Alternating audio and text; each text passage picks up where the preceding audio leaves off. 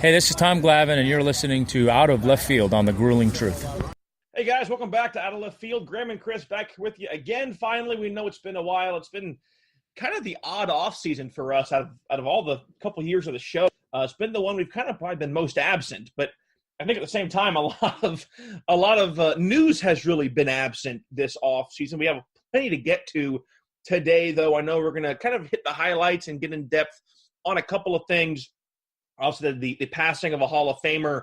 Is free agency completely dead? Is the long-term deal a thing of the past?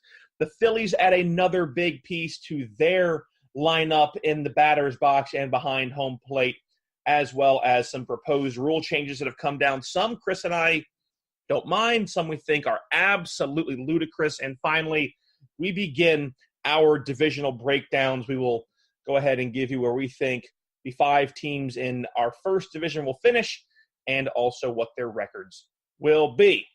Going to put the ball into play on I guess what was our second show of the new year, already into February 10th, a couple days away from my 32nd bleeping birthday, man. I'm getting old. 32? Oh, yeah, wow. Yeah. I mean, wow. You're still a baby then. Yeah, wow. My hairline is in full retreat like the Orioles season was last year. I'm going gray like a bunch of the managers. It's just one of those rough. Yeah, well, I know. I don't want to hear about it, okay? Yours is thinning. Mine's just like a peninsula. I have a peninsula. I really have like the state of Florida on my dome, right? I like this big open body of water, like the Gulf of Mexico. I could get a tattoo that says Gulf of Mexico and Atlantic, and you'd think I had all of a sudden I had Florida minus the Keys dipping down the front of my face like a widow's peak. Anyway, we're already off the rails. You should get a little dot on the tip that says Miami. Yeah. So let's go ahead and, man, as we said, top of the show, let's talk about probably the biggest news of the week. I think you were still in class teaching when I sent you this, and I think it came out right after or same day that we saw the these rule changes come out. I think it was within probably a few hours that it came down. But Major League Baseball Hall of Famer, former Washington Nationals manager Frank Robinson passed away at the age of 83. Man, that guy, I believe the only player to win the MVP in both leagues. Won it in the National League with the Reds in 61, the American League in 66 with the Orioles. A guy who, obviously neither of us really got to see play. We saw him as a manager, and he was a fiery manager. Obviously, I think one of the most famous moments where he has the stare down with Jim Wolfe for like a minute, and it's just the cameras don't, just it's a split screen, and it's just those two, and it just continues. Kind of led the way maybe to Bumgarner and West a couple of years ago, which is one of your famous stare downs probably that you've appreciated. But, this guy just shy of 3,000 hits, a lifetime average of 294 and over 11,700 trips to the plate, 586 career home runs, 10th most in baseball history. And here's the thing. That many home runs, I think, 2,972 hits, struck out 789 times, and drew 698 walks. A big piece in the fabric, the quilt of baseball history, and that is Frank Robinson. Yeah, a lot of interesting stuff about Frank Robinson, too. He was part of a landmark trade from the Cincinnati Reds in 1965, between 65 and 66, and in the winter of those going into the 66 season. Harry Dalton, who was the general manager of the Orioles at the time, picked up Frank Robinson for pitchers, basically that I could say their names, but nobody would know who they were unless they were really into the Cincinnati Reds in 1966. But the Reds general manager, Bill DeWitt, was trying to justify this trade of Frank Robinson. He goes, well, Frank Robinson is an old 30. He's only 30, but he's an old 30. He's not like an in his prime. Hey, I resent that remark. Damn it. So Frank Robinson gets to spring training in 1966, and Jim Palmer standing at the batting behind the cage watching Robinson take BP for the first time. And he said the first time he heard the ball explode off the bat of Frank Robinson. He turned around to the guy standing around him and said, "Well, we just won the American League." And they did. Wow. And they did. And then on opening day, Frank Robinson hits the only home run ever put completely out of Memorial Stadium. And he hit this ball so far that where it actually left the stadium, the Orioles put up an orange and black flag, and it just said, "Here," as its point of exit. That was the point of exit of the home run that he hit completely out of Memorial Stadium. Obviously, a huge part of the Orioles' late 60s, early 70s accomplishments, and the baseball community has lost a really huge piece in Frank Robinson. Yeah, looked into the Hall of Fame in 82, had his number 20 retired by 3 clubs, the Reds, the Orioles, and the Indians. And I think one of the things, and I remember seeing him really manage the Nationals, I think was mainly where I remember him the most. Actually, I think when made the move to Washington as they were the Expos. So he's one of the few guys that actually made the move from Canada to the United States when the team made that change. The one thing I was surprised you didn't mention, he became the first black manager in National League history managing a certain team in San Francisco. Actually managed the Giants. That was, I think, really his first run after he was a player manager for the Indians for a while. But really the Giants kind of that first one. A sub-500 managerial record, granted, you look at where he was managing during his run in the Expos and the Nationals. I mean, that was the moment where we said the Nationals, why the hell is Jason Worth going to a team after he just finished winning the World Series in Philly? He's never going to see the playoffs again going to Washington. I mean, this is these last 7-8 years of Washington's dominance, minus last year, is really novel to them. I mean, they were a joke in the National League for a long time. We're into that National League East for the longest time was dominated by the Braves. I mean, the 90s was they were the division champs, I believe, 13 times. Luckily, the Yankees missed it by a year, which, at my younger age, I was really happy about that. But, yeah, Frank Robinson, man, a guy who I think the one thing nobody really remembers or knows is that in 2005, President Bush, 43, awarded him the Medal of Freedom, which, as you and I both know, is the highest civilian honor that somebody can receive. And we've seen different people from, Ellen DeGeneres and Tom Hanks and different members of society in different areas. I guess it's the closest thing to being knighted. It's probably the equivalent of being knighted in the U.S. compared to, in England. It's about the highest thing you can have happen. So, a big thing for him. Obviously, President Bush, a huge baseball fan, but yeah, a big loss in the baseball world. As we shift gears into free agency and back into the game, really some interesting comments came out, a couple of weeks ago from Jim Crane. He's the owner of the Houston Astros. And I was really this kind of was surprising. And, there's nothing to say that it's anything, there is no conspiracy here. There's no tampering. This isn't, teams trying to, colluding here. But he was asked about basically, Harper, Machado, the 2 names that we're still waiting for to find homes and looking for deals. And he said, quote, "I think that teams are very focused on value. And some of the deals that have been thrown out with Harper and Machado, I think, are long-term deals. I don't think you'll see too many more 10-year deals in this business because the analytics are so good and a lot of those deals never work." He went on to say, "I think it's a little bottled up with the two big guys still out there, but things will break loose. I think it's very similar to last year. I wish them the best. You'll see things get sorted out here in the next few weeks." Close quote. And that was really surprising to me because at the same time, Dallas Keuchel, Marwin Gonzalez still kind of sitting around. And now as we're winding down, pitchers and catchers are going to be reporting or will have already reported by the time a lot of you listen to the show.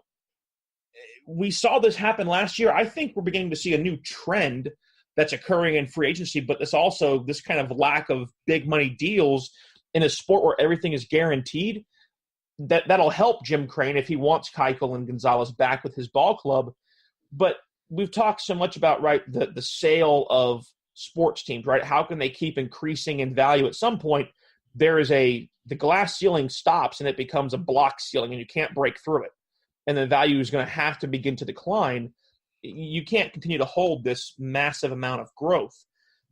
I think he's onto something here. I think we may really be seeing a huge shift in the way that free agency goes in baseball in the next 10 to 15 years. Well, I completely agree, and I really hope that is the case, because the last thing that we need to see any more of are the Jason Worths and the Albert Pujols, the guys who get these long-term deals and they stick around long after that they can be effective players. You know, Pujols gets the 10-year deal to go to the Angels and gets the planners. And he's still being effective, but vastly different from what they thought they were going to get. He's effective, but not the two-way defensive and offensive guy. He's not Albert Pujols of the Cardinals' dominating era. Right. Not a Gold Glove winner. Right. And that's important. Yeah, the guy can still hit. I mean, you can't take that away from Albert Pujols. But he's not the phenom that he was in St. Louis. Jason Worth, remember you said, why is Jason Worth going to the Nationals? Well, they offered him 10 years. And so in 2008, he goes to the Nationals. The guy's contract just expires, just recently. And how effective was Jason Worth in the declining years of his contract? Well, he wasn't even effective in 2013, 2014. That's only 6-7 years into this 10-year deal. It just doesn't make any sense to offer these guys deals. Almost every 10-year deal that you go back and look at, when you get 6 or 7 years in, those guys are basically just a drain on your annual salary. And to your point, I mean, Pujols, a 2-time Gold Glove winner in St. Louis, a 6-time Silver Slugger in St. Louis, a 3-time MVP in St. Louis. He has never been higher than 17th in the MVP voting in L.A., an All-Star one time in 2015, and he was a Rookie of the Year once in St. Louis, never was able to be Rookie of the Year for the Angels. So really nothing for that one. I mean, that I was trying. Little humor in there. I got nothing. You're so deep into your phone. You're not picking up my Rookie of the Year funny. What the heck, man? Well, if it was funny, no one likes you. But no, to your point, established that already, Graham. And we've seen this, like you said, with guys like that. Even the Josh Hamilton move, which wasn't even the same size. So yeah, I agree with this. I think that, it's one thing when you get guys, and maybe the difference here is the long-term deal really only makes sense if the rookie deal or the rookie, contract control was shorter, right? If guys make it up at maybe 19 years old, like a Bryce Harper did, where now he's 26, 27, and maybe, okay, you can do that. But when you're 21, 22, and you're, especially if you're coming out of you're a senior signing or a junior signing 3 years out of college, you're already 21, 22 years old. You're going to be 28, 29 before you're really eligible for your first big deal. And giving these guys 10 years, it's just illogical. And at some point, I get they want to make as much money as they can, but they're making more money than almost any other sport combined except for basketball. And basketball, these guys are getting crazy deals for a much shorter amount. And right. If that's what they want to go to, then that's going to maybe necessitate some changes in the game. Something we'll discuss here in a little bit. But I am happy to hear him saying this. I think he's definitely got ground to stand on because of what we saw the Dodgers say about Harper, which we discussed last year, right? When this came out, that we aren't interested in getting into bed for a long-term deal with Bryce Harper. And that really, I think, has affected him big time throughout this free agency process. Well, and what his agent, was his Scott Boras? Is that his name? Scott Boras? I think so, yeah.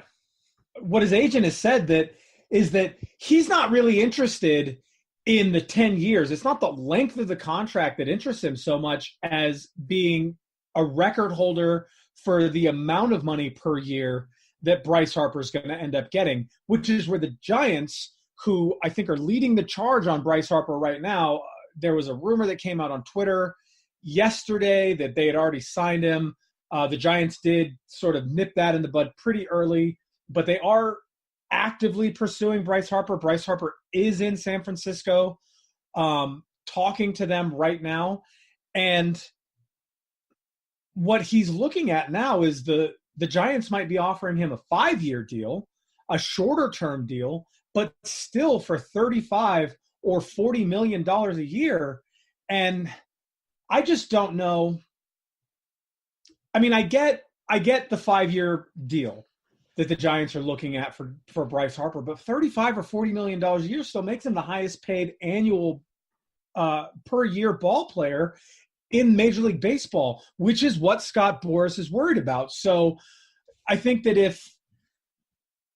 even that is sort of a mistake. You're going to pay this guy $175 million, $200 million over the course of 5 years. Is he worth that much money? Well, no, and I think we have seen that, and that brings up a point that really when and I've just been so busy, I haven't cut all the audio yet. I asked, actually, with this, I do have it cut.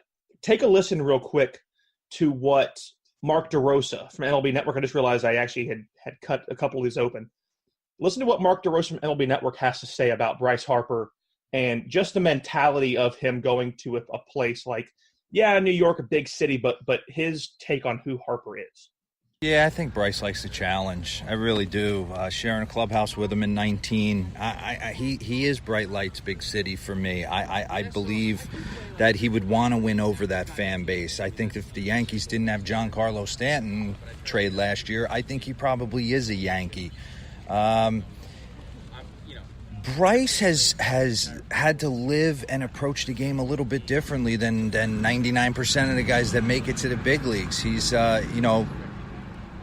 been one of the best players since he was 12 years old and kind of yearns to be a Hall of Famer like you're talking about before in Cooperstown. So I don't think – I understand what you're saying with the fit, but I think he would rather that than a rebuild like a White Sox where he's going to have to wait his turn and be potentially second fiddle in his own city to the Chicago Cubs. So, yeah, I don't see him going to Philly. That's just my personal take on it, but I don't think that it would affect him at all. Where would you see him going?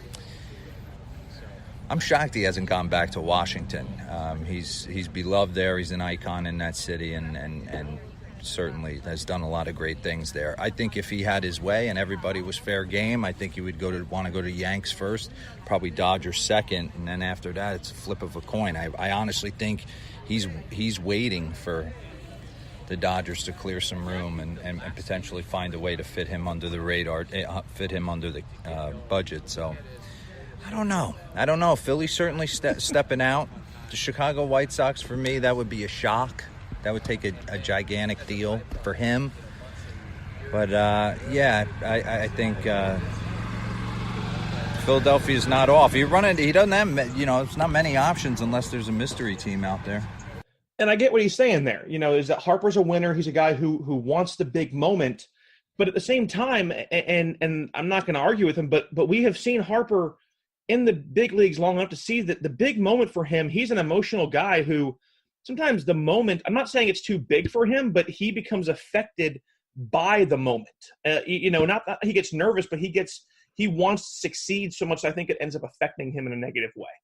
So no, I completely agree. He's an emotional person, and he gets so wrapped up in what's going on right then, right there, and sometimes he explodes, man, and it's not right. I mean, I love the investment, but I don't want the investment that you have in the game to affect you beyond the moment that you're in. Be invested in the moment, but don't be so far invested that it bleeds over and dilutes your play and every other facet of the game throughout that game and beyond.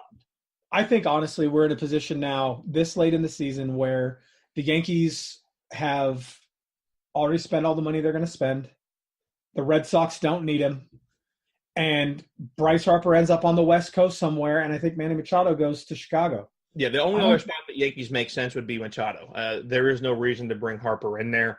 And they don't really need Machado. No, I mean, right? there seems to be some disenfranchisement with Andujar, and we'll discuss that throughout the year and kind of see what happens with him in that relationship. But, you got him under contract, and he was, he wins Rookie of the Year. I mean, that'd be a hell of a story, right? Guy was Rookie of the Year, and then you ship him off. I get you're getting Machado, but a whole different shindig there. At the end of this, as I'll leave this, it kind of reminds me of that, the jokey here. Guys talking about, I want more money. Where's my big deal? It's the guy that, he's in the hurricane. He drowns on top of the house, and boat comes by, says, "Hey, you want help?" Nope, God will save me. Another boat comes by. Nope, God will save me. And then he goes to God and says, "What happened? Why didn't you save me?" He said, "I sent you 2 boats. What else did you want?" It's like, Harper, you got a bunch of deals. You got a 10-year deal from Washington. What do you want? I mean, if you want to be happy and you want to go somewhere where you want to be, then go where you want to be. If you want to make money, then go somewhere and make all your money. But where you want to be might not want to pay you what you want. And you've got to make a choice for you and your family which one is more important. That's all. And you gotta stop letting your agent get in your ear and tell you that you're worth more when the market doesn't show that out. Right. Agreed on that one. I think that's probably the most important fact of all of them is that, it's, you can think that you're worth whatever you want, but until if the numbers don't begin to back that up, then you're not worth it. Right. The market establishes value. Someone whose market is vastly growing, though, is JT Realmuto, the former, and I know he's got to be thrilled just hearing that word, former Miami Marlins catcher, now having been acquired by the Philadelphia Phillies. This is, I think, a big move for him. We had wondered for a long time where he was going to go. There were a lot of different places that were rumored to really want him, obviously. And at the end of the day, finally, that is where it goes. It looks like a couple of different pieces.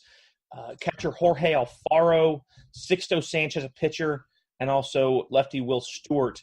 Some of the pieces that Miami will be looking to get back. Also get an international signing slot worth $250K. It's a big piece for them. Man, there were a lot of teams that were in on him. The Braves, the Astros, the Padres, the Dodgers, the Reds. The Astros would have been a really interesting one, especially with how kind of short porch that ball field is. So much of the facade and the wall of that field is a home run.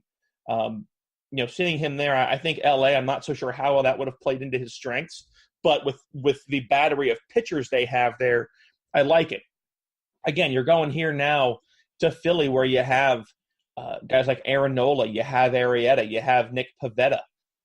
There's still a possibility, and I don't know yet. I haven't heard a bunch if maybe Clay Buchholz looks to go back to Philly. I mean, I know he's looking for a home, and he seems pretty comfortable right now with wherever that might be. But again, this is I like the move. I think it's a great move by Philadelphia. They were really looking for it. This guy, a career 279 hitter. Best year was in 16. He hit 343 last year, was an all-star and a silver slugger.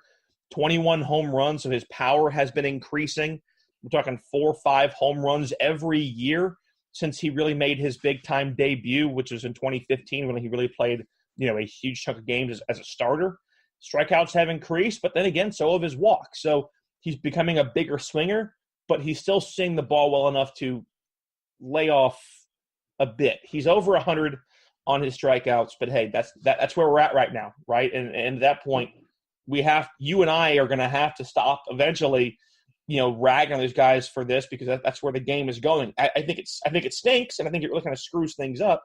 But if the game is trending that way, and he's accepting of that trend, if his power continues to increase and his slugging continues to increase and his on base still stays, it's 340 last year, one of the best of his career.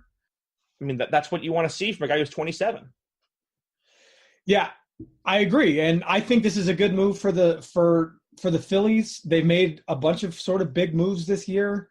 The McCutchen move, the David Robertson move. They traded for Gene Segura. They're putting pieces around him that I think is going to make him more successful. But I'm going to make a little bit of a detour from my traditional rhetoric here.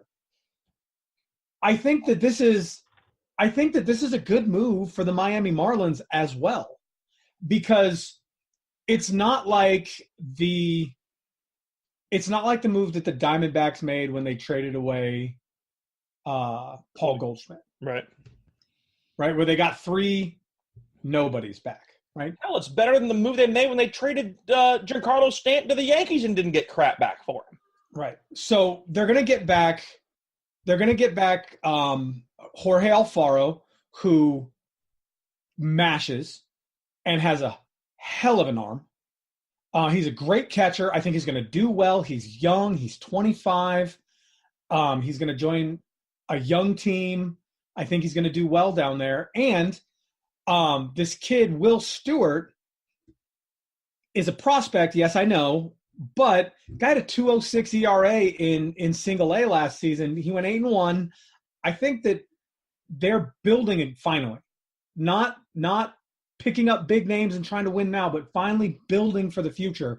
Finally putting together an organization that might be able to sustain itself. And in fact, that's what their president of baseball operations, Michael Hill, said. He said, we didn't have to trade JT, but our goal is to build a long-term, sustainable championship organization. And I think making moves to acquire good, young prospects is in their best interests at this point. Well, and it's the same way that you're seeing this kid, Sixto Sanchez. He's been signed with the Phillies since he was 16. I mean, you know, in 2015 in the Dominican Summer League, right? He, you know, has been with in the Gulf Coast League since 2016. So far up into High A, kind of petered around. Hasn't been great. He's been 4-7. Struggled a little bit last year and kind of made his way through. But hey, 4-3 in 2018. The impressive thing though, he had a 4.56 ERA in the Dominican League. Right, Dominican Summer League at 16 years old. Since then, aside from a rough start in 2017 when he made it up to High A with a 5.2 ERA, he comes back last year, goes 4-3 with a 2.51 ERA. I mean, that in 8 games, you like that. So yeah, you have to make you don't want there to be really a lot of, you don't want to have the injury issues. But again, this is a thing here where, I mean, Miami is searching for that next great person. I mean, right. Everything great they've had is gone. Yelich is gone. Wins the MVP in Milwaukee.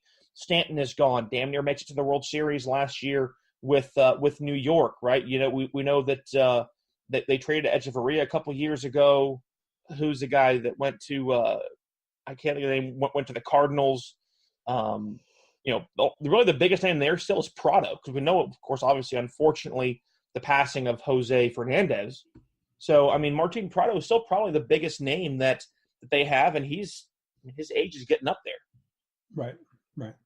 Yeah, I think this is good for them. I think it's definitely good for the Phils. This is going to just bolster this strong team that they've been putting together, and they're going to give the Braves a run this year, I think. I think that this is going to be the Phillies. You're saying? Yeah. Okay. So we were talking about the Marlins so much, and then you said that, and I must have. I did right before I said that. I said I think this is obviously a good thing for the Phillies. It's going to bolster the strong team that they've been. Okay. Yeah, I missed that because I'm going. Wait, what? No, I think the Phillies are definitely going to give the Braves a run for their money this year in that National League East. Those 2 teams, I think, are going to be at the top of the conversation. A lot of people have, for whatever reason, they have the Nationals projected at the top of that division. I just don't see it. I see the Braves sitting atop that division myself.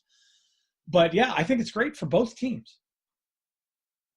Yeah, I mean, it's great for Realmuto. Really get a chance to see what he's going to be. We already know what he can be. Now let's see. You really get a chance to see him in an area to succeed.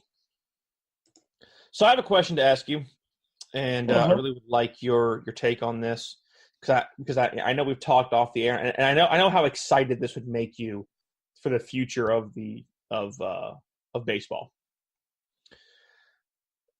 Let's just go to a universal DH. No. Not just no. Hell no. I don't think you heard me. A universal, like no more pitchers, just DH for everybody. You get a DH. We'll be the Oprah of DHs. Okay, then I'll allow it. No men on the field. No men on the field. Everybody in the dugout. We're all DHs. Pitching machine is a DH for the pitcher. Oh, good Lord. Let's do it. We're going to play Little League, right? That's what you're saying. Yeah.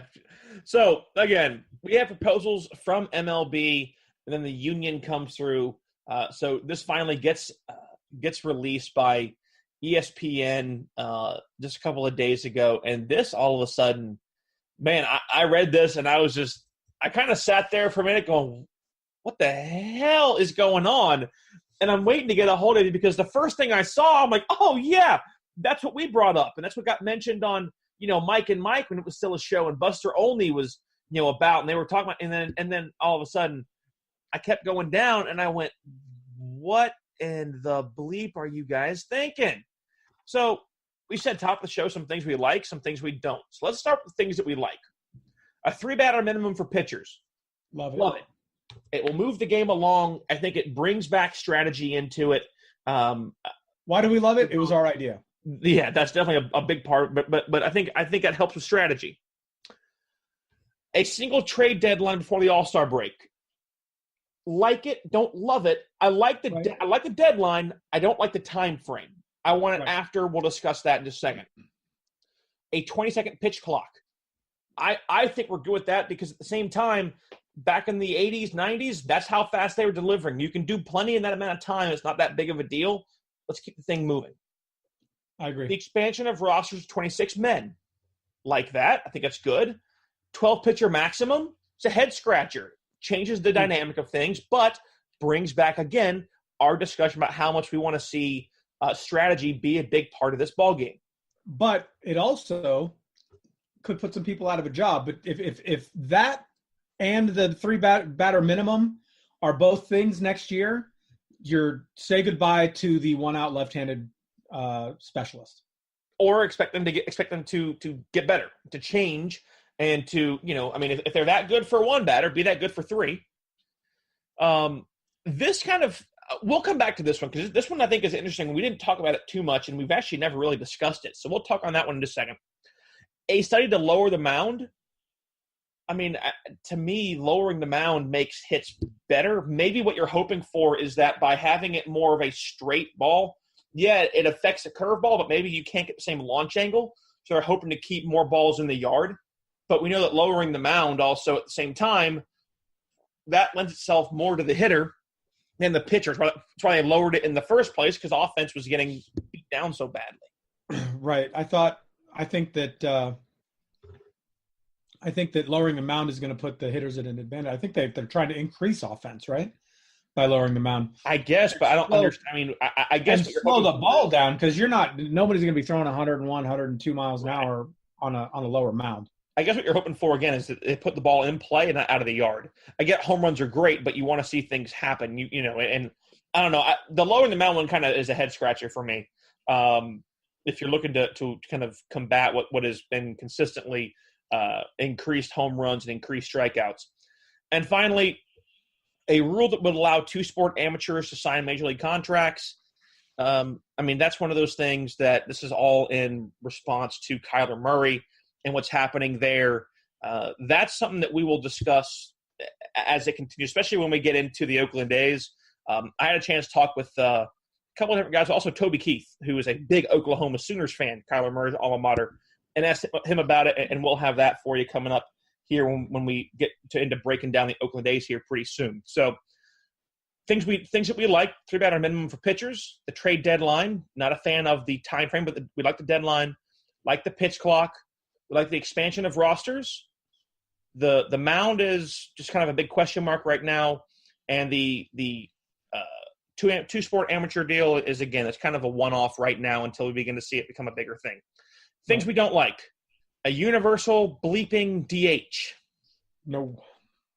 Mm-mm. And then Hard pass. the biggest question mark that we haven't, you and I really haven't talked about, draft advantages for winning teams and penalties for losing teams. That's backwards of why are you giving draft advantages to the teams who are winning? That's what the draft advantage is for. It doesn't make any sense. If the team is losing, they need the draft advantage in order to be able to pick up the players who are going to put themselves into a position. I think the only real purpose and hope behind it is to try and curb the idea of tanking. I mean, that's really the only reason I could think of is because you don't want tanking to be a big thing. How many teams did we watch tank for draft advantages in baseball? Well, think about we had the Padres, right, who in opening day either this year or last year had a lower total payroll than the starting pitcher of the Dodgers, which was Clayton Kershaw on opening day. We knew how bad the Marlins were going to be. We saw the White Sox. I mean, we have a lot of teams that are terrible and that are moving big pieces to gain more, but that's the difference in baseball and every other sport is a minor league system that necessitates and requires long-term growth before you can really begin to see a product of success on the field. Right. Baseball isn't like football. You don't draft a guy and he comes in and makes a difference the next day. The idea of giving draft advantage to losing teams lets those losing teams build up their pool of minor league players, right? Their farm system, and allows them to either trade for better players or to bring those players along and make them Major League Baseball players. Well, here's what I'm seeing from Jeff Passan, now of ESPN, formerly of Yahoo Sports. In his article, he said that and again, a lot of this has not been aggressively explained yet. But he said low revenue teams that succeed. So we're looking at teams like the A's, teams like Tampa Bay, whether by finishing above 500 or making the playoffs, again, those two teams being keys, would be given greater draft positions or bonus pools under the union's proposal, according to sources. While the depth of the penalties were not clear, the union suggested teams that lose 90-plus games in consecutive years could be affected negatively in the draft. I don't know how I feel about that. I mean, I get it, but I just don't think that we see teams tank in this league for draft picks. Right, because it is such a crapshoot, right? I mean, I think it's less than 20% of first rounders make it, and then everything from that point lower is just, and you're just grasping at straws because you have an immense number of rounds. This is the same sort of conversation I was having with a guy yesterday when he's talking about the Giants signing Bryce Harper, which I'm completely against. He's talking about guys who got drafted this past amateur draft in 2018 who are coming into rookie ball, into low A ball, right? Ramos and another guy. And he's talking about these two guys. Well, we need a stopgap until those guys come up and they can take, Buster Posey's place and Buster can move. I'm like, you're talking about these two rookies, these two minor league guys, like they're a sure thing. Right. How many guys have we seen get drafted, come into the minor leagues, and even come up all the way up through AAA, which is the only predictor we have, but still not a great predictor. These guys get into the major leagues and they hit 175. Because the jump from minor league baseball, when you're playing in front of 1,000 people against some of the better players in the game, to Major League Baseball, where you're playing in front of tens of thousands of people against the best in the game, is still a huge gap. Sure. So stop talking about these guys like they're sure things. Stop saying that a team is going to tank on purpose for someone who, even if they're drafted first overall, is not a sure thing. Kyler Murray is a perfect example. The A's want him. They think he's going to do great. They think he's going to be a game changer for their system, for their organization. But the fact is, he has more of an opportunity to be a game changer on day one in the National Football League than he will ever have in Major League Baseball. He's going to play 3 or 4 years, probably minimum, in the minor leagues in Major League Baseball, unless he is a phenom. Right. And I don't think Murray is going to be a Mike Trout or a Bryce Harper, as he is an outfielder. And we know, he's 5'9", 5'9", 5'10", give it, depending on which number you believe when he's measured. So you got a guy who's, a couple inches taller than Jose Altuve, patrolling a massive outfield in the Coliseum. It's just, again, we've never watched him play. I mean, it's like watching Jameis Winston when he played. We saw a little bit of him play at Florida State, and he wasn't bad. Florida, actually, speaking of Florida State, on the gruelingtruth.net, there was an article about Drew Parrish, the biggest lefty right now, probably one of the best looking pitchers in college baseball. And it's kind of cool reading this stuff because my wife knows his parents, but I umpired him in high school ball. I think I told you when I took those two shots to my inner thigh a couple years ago. First one was from him. It was a 58-foot breaking ball. The catcher missed, and I caught it in the thigh. But the kid, this kid would throw a curveball off the tail at your knees and just bury it in the dirt.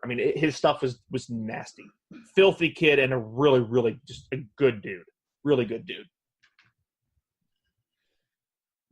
I don't see this being as a big a deal as the MLBPA is making it out to be. So let's talk about. Let's get to the other two, right? Let's get to the universal DH and the roster expansion, because the roster expansion I think plays the biggest immediately in the game. I say that because we already know that Commissioner Manfred has said the universal DH will not occur in 2019. Hopefully, it stops occurring. Period. I'd rather get rid of it in the American League than bring it on in the National League. Right. That's what and it's why I really want to see. If I was manager for a day, the DH, at least as I've read the rule, is an option for both teams. It's just expected that the American League uses it and the National League does not. If I was an NL manager for a day, just to screw with everyone's mind, I would implement the DH. You would have to be the home team manager, I think, and it would have to be implemented for both teams. Yep. So imagine if you're playing an interleague game. Hey, let's do it. Just to see the reaction. And I know that sounds dumb, but when you do it unexpectedly in a stadium, in a league where it's kind of frowned upon and looked down upon, to me that would be one of the best ways to get a feel for what happens. We talk about it, but then to see it in motion, I would be interested. Not saying I want to go to it, but I just would like to see a guy have the cojones to do it. I think it'd be hilarious, to really know the rule and say, you know what the hell, let's give it a shot. My only problem with the DH, as you know, is that it just destroys all semblance of strategy.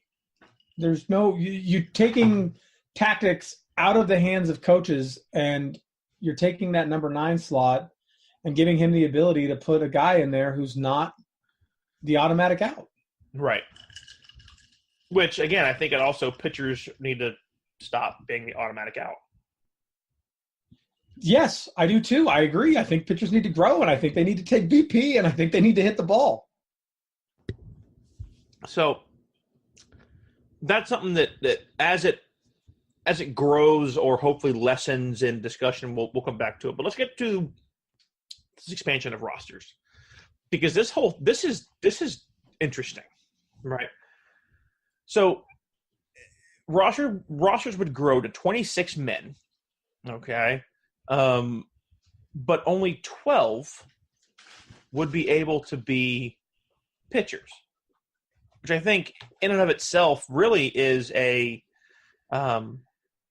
big change, right? Because where you're at least at the moment, is, and looking at a bunch of these teams, hell, the Orioles had, I think, 12 pitchers just in their bullpen, plus 4 or 5 in their rotation, right? So that puts you at almost 16, 17, you're looking at probably at least, 14, 15 players. If you get a total of 25, that leaves you with 10 to sit around with, and 8 to put in the field, and 2 or 3 extra.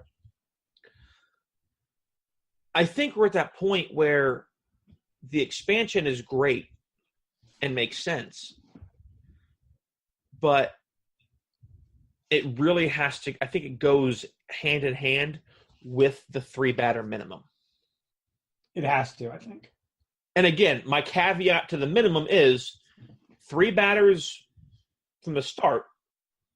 If you get 2 outs and you face 3, they bring somebody else in, and that new reliever gets out of the inning, he can be done. Right. But he has to continue through the inning, either to the end of that defensive inning, or he has to face 3 batters. And that's what it looks like the rule says. It says the rule would apply to all pitchers except in instances in which pitchers finish an inning or are injured. Which I think, again, that to me was our caveat from day one. And that was the biggest thing. I don't want a guy who's not used to coming back out being forced and doing that, because the guys that have made their career for 5-10 years used to, okay, well, I'm out and I'm done.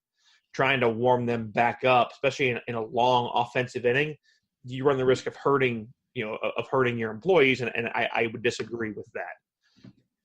But you asked me the other day about my take on this expansion of rosters, and man, this 12-pitcher thing all of a sudden gets really funky. And I think, and I'll say this: if this goes through, and you go to a 12-pitcher maximum,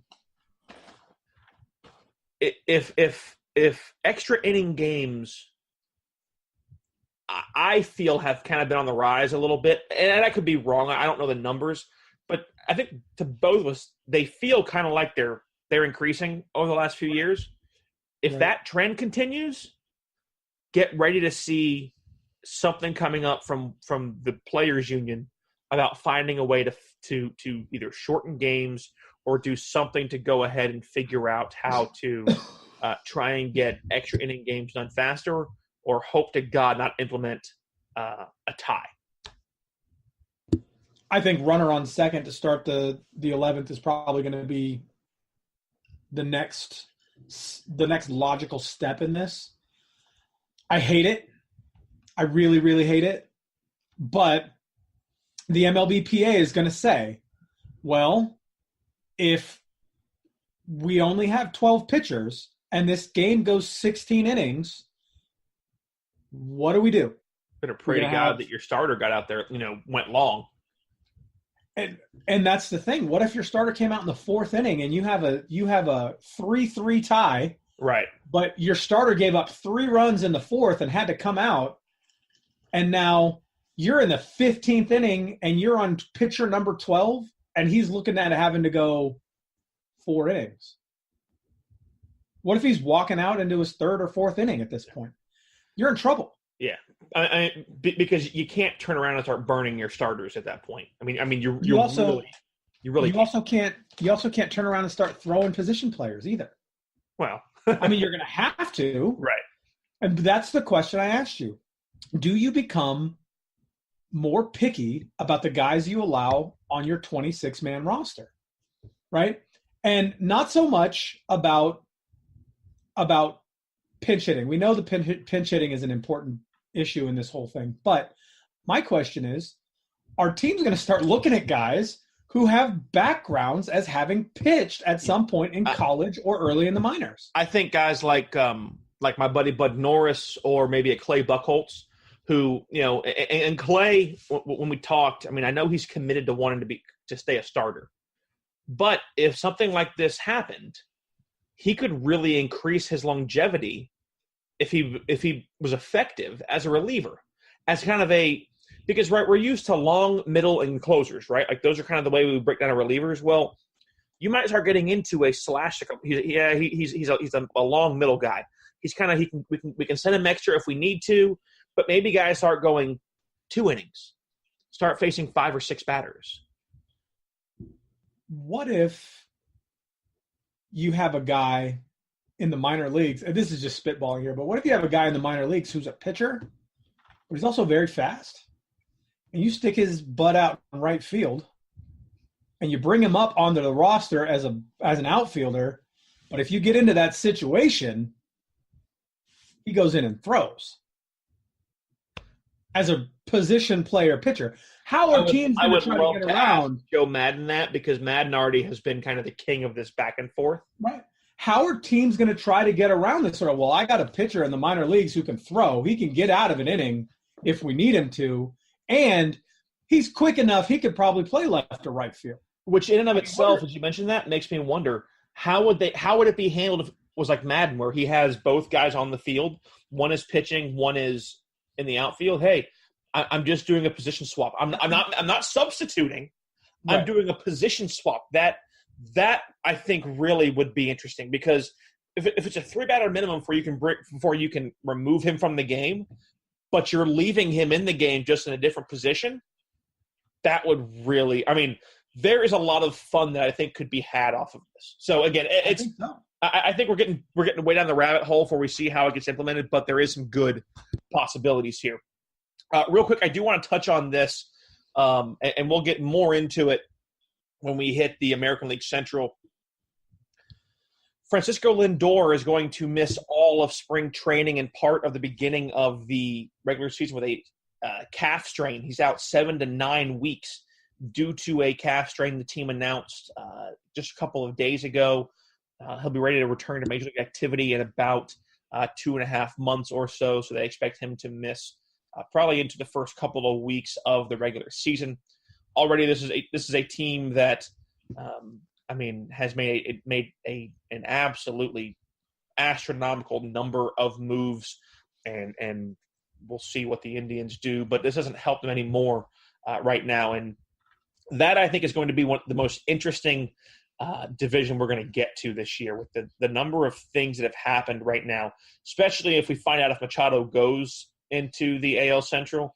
All of a sudden, I think we're going to have an interesting breakdown. But as I mentioned that, let's go ahead and get into our breakdowns, man. We've talked about it for a while. We've kind of teased it for a while, and I think we're at that point now where we are kind of ready to touch on it. So we'll start off with the AL East, right, where the world champions come from. Last year finished the Boston Red Sox, the New York Yankees, Tampa Bay Rays, Toronto Blue Jays, and Baltimore Orioles, top to bottom. For me, I don't see the order changing. I think it will stay the same. Okay. I have the Yankees going number 1. Really? Why? I think that they've made some moves this off season, right? They re-signed CC Sabathia. They picked up James Paxton, picked up J.A. Happ, picked up Troy Tulowitzki. These are big moves for much needed things, especially the J.A. Happ and James Paxton. We know they need pitchers. They need arms. I think if they signed a high-end reliever like a Kimbrel, right?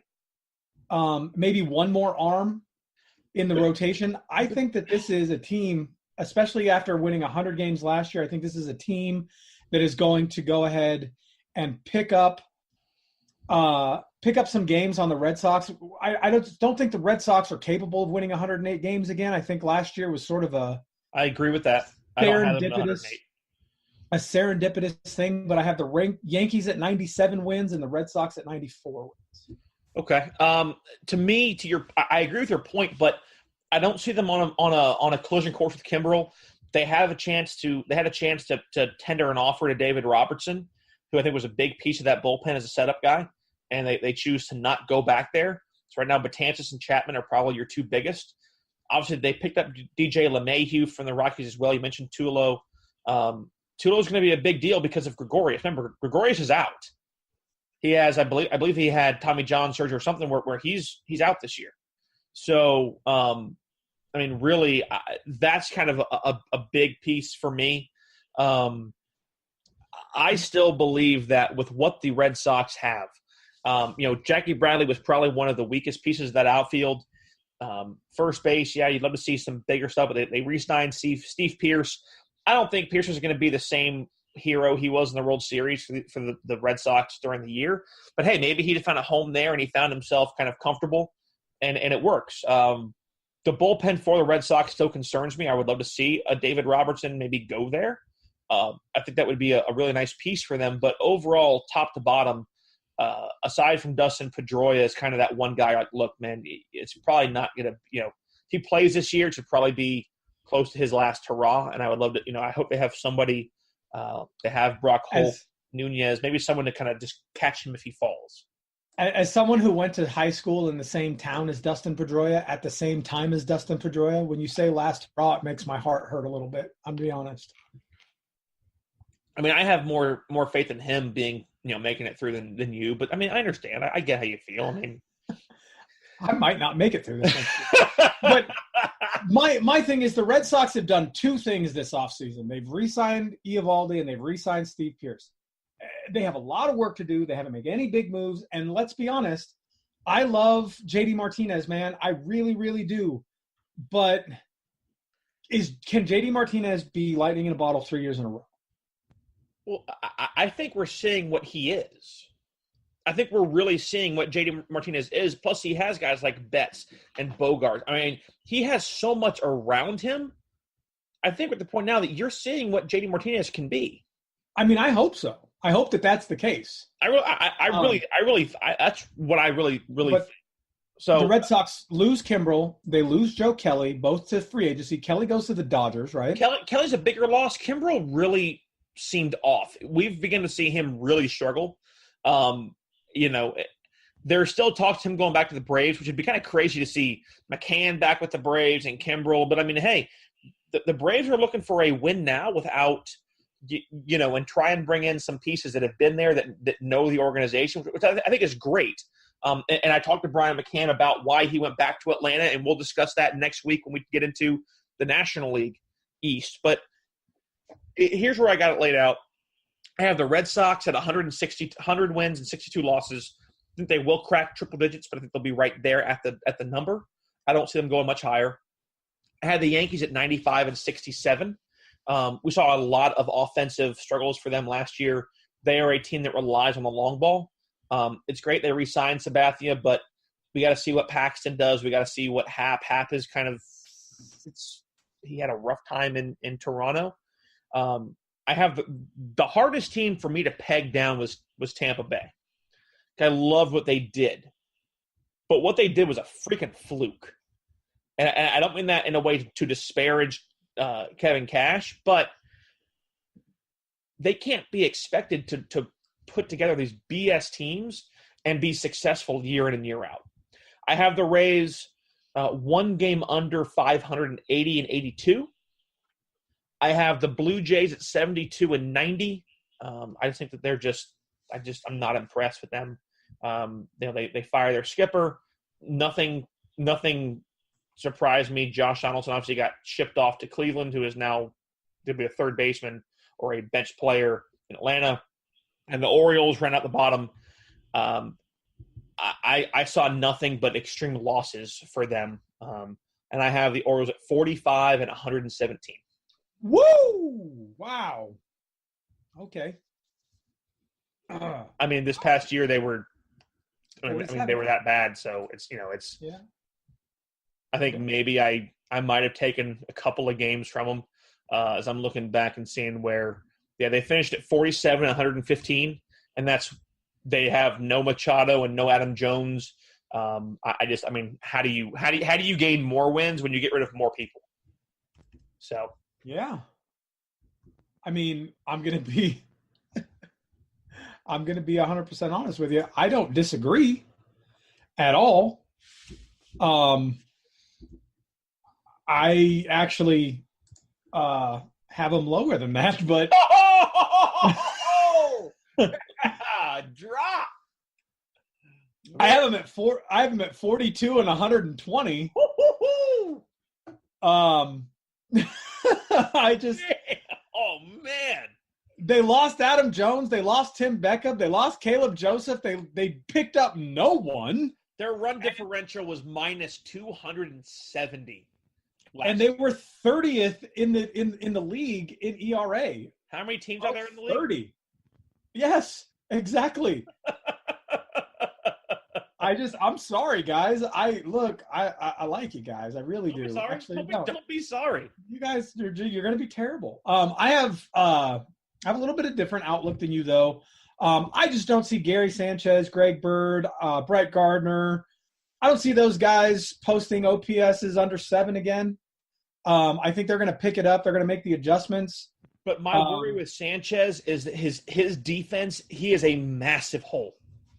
And there was a great breakdown with Girardi as to why the way that Sanchez kind of gets his body leaning away from the ball and he can't really come back and attack the ball when it's in a missed position. Good. My worry for him is how much can they afford to keep Sanchez out there defensively? DH him. Yeah, but then what do you do with Stanton? Put him in center field. And what do you do with Aaron Hicks? Move him over to the left. Okay, then what do you do with Brett Gardner? This is the problem. Right. Please say move him to right. I'm begging you, say move him to right. This is the problem, right? Just say it for me. I'm not going to say it. Move him to right. What do you do with Aaron Judge? Yes, I get it. Okay, damn it. Well, you're ruining my fun. But here's the thing. This is the problem, right? When you have all of these bats, when one of those bats has a huge defensive hole, JD Martinez, it's a problem. Now, the Boston Red Sox got around that by using JD Martinez as a DH, but JD Martinez has to play, put JD in the outfield, and you can still use him when you need to. That doesn't make him any less of a defensive liability. Even playing in the outfield, he plays poorly.